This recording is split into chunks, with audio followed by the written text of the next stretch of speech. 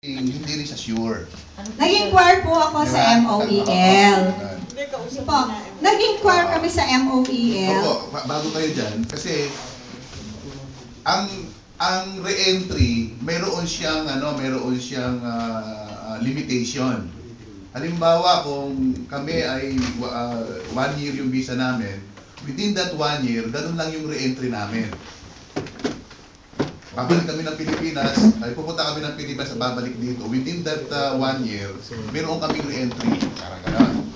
Pero yung babalik siya, sinasabi ninyo na yung re-entry niya ay extended lamang at magkakaroon siya ng prolonged visa within 4 years.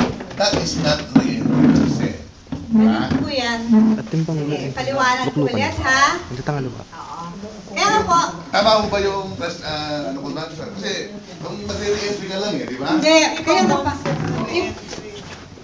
Siguro kasi po, kinoconnect niyo yung re-entry permit sa re-entry application. Kasi ang sinasabi ko nga, it is in the National Assembly website. So, yun pong may mga kaibigan na pwedeng ipa-translate yun. Maaari nyo rin pong ipa-translate. Kaya nga sinasabi ko, this is our unofficial translation and understanding of the law.